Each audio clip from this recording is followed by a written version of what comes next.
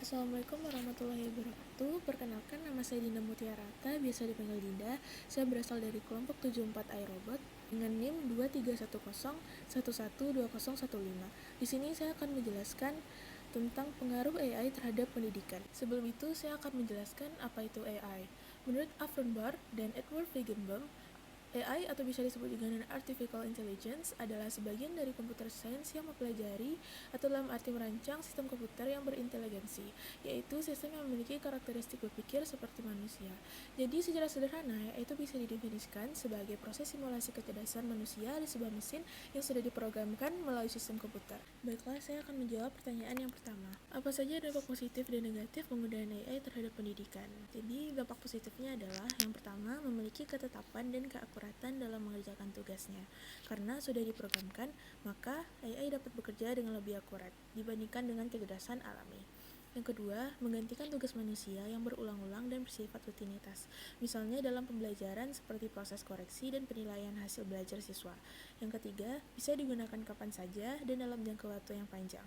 Berbeda dengan manusia yang bisa lelah, AI bisa menjalankan pekerjaan sesuai instruksi dalam jangka waktu yang lama. Yang keempat, bisa mengerjakan pekerjaan dengan lebih cepat dan lebih baik, terutama untuk pekerjaan yang membutuhkan ketelitian dan pengulangan. Berikut dampak negatif dari penggunaan AI. Yang pertama, membuat manusia menjadi lebih malas.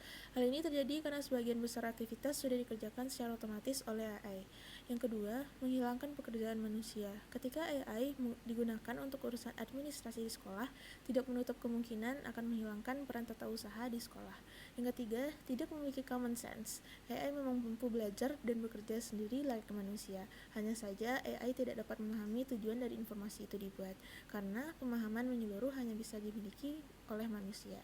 Yang keempat, bekerja sesuai instruksi. AI akan bekerja sesuai pengaturan program yang dibuat, sehingga AI akan bekerja sesuai data dan instruksi yang sudah dimasukkan untuk tugas-tugas spesifik. AI tidak bisa berfungsi menjalankan tugas lain di luar dari yang diprogramkan.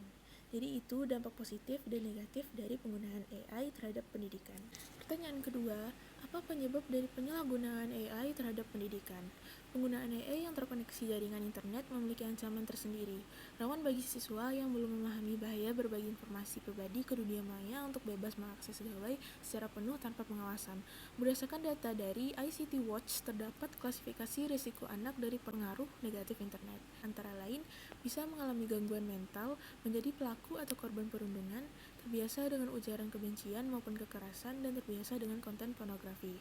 Selain dampak tersebut, masih ada dampak negatif lainnya, yaitu menjadi pribadi yang individualis, kurang peka dengan keadaan sekitarnya, dan bisa juga menjadi malas karena tidak mau bekerja dengan otaknya sendiri. Pertanyaan ketiga, bagaimana kita agar terhindar dari dampak negatif penggunaan AI terhadap pendidikan? Yang pertama, perlindungan privasi dan keamanan data. Institusi pendidikan harus memiliki kebijakan yang jelas dan kuat terkait privasi dan keamanan data siswa. Data pribadi siswa harus terlindung dengan menggunakan protokol keamanan yang sesuai, dan penggunaan data harus memenuhi peraturan dan undang-undang privasi yang berlaku. Yang kedua, pengawasan manusia yang mendalam. Meskipun AI dapat memberikan bantuan yang berharga dalam proses pendidikan, peran guru dan pengawas manusia tetap penting.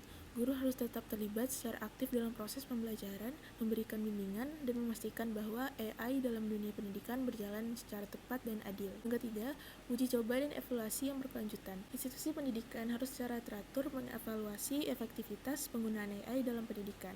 Pengujian dan evaluasi yang berkelanjutan akan membantu mengidentifikasi kelemahan, memperbaiki sistem, dan memastikan manfaat maksimal bagi siswa tanpa menimbulkan resiko. Sekian informasi yang dapat saya sampaikan. Apabila ada kesalahan kata dan kekurangan kata, bisa ditambahkan.